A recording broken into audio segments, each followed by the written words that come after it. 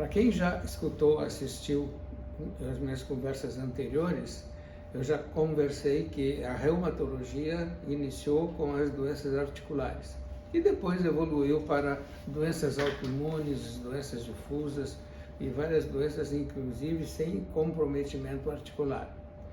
Mas nós hoje vamos falar um pouco de coluna. A coluna é uma pilha de articulações. Uma articulação em cima de cada vértebra tem um disco intermediário entre uma vértebra e outra, e aqui do lado tem articulações. Então a coluna é uma pilha de articulações.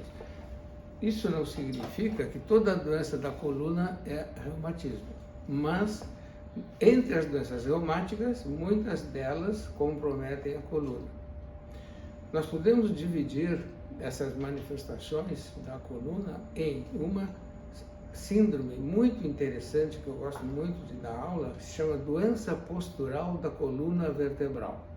Ou seja, a doença é a postura. O que é a postura?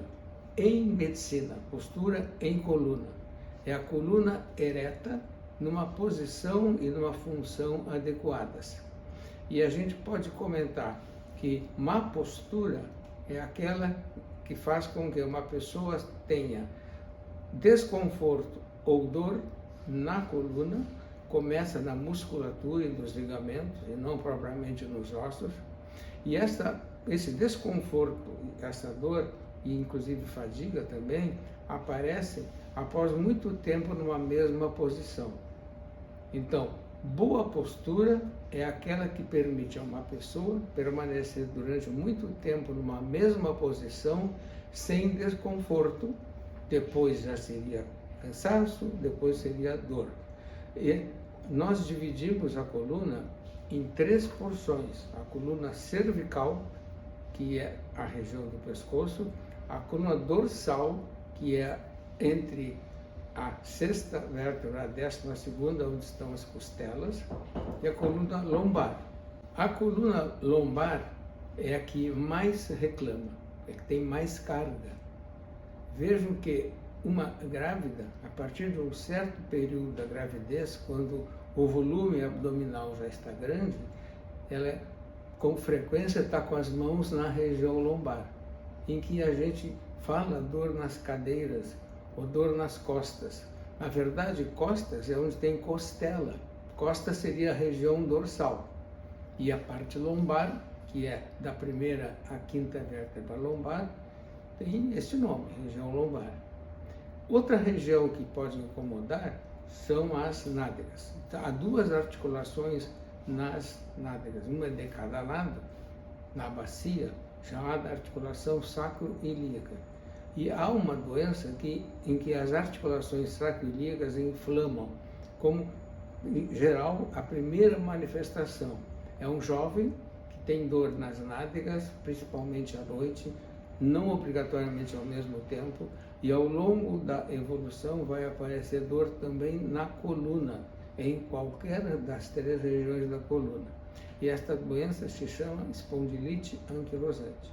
É uma doença de homem jovem, não significa que não possa comprometer mulheres, mas é muito mais frequente dos homens.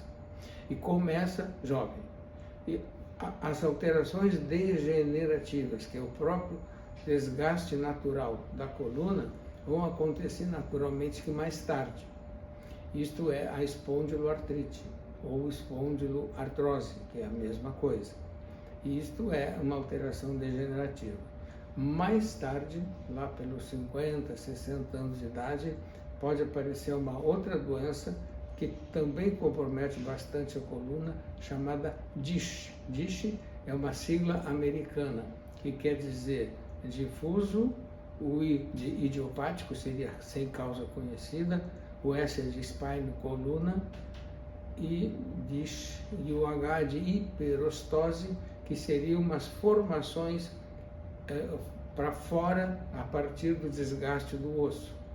Desgaste e inflamação, formando-se calcificações tanto nas vértebras como nos ligamentos. E essa formação, que tem um aspecto semelhante a um bico de papagaio, E um radiologista inventou de usar essa expressão. Olha, isso aí que aparece um bico de papagaio. E é o modo como o povo conhece, o bico de papagaio na coluna.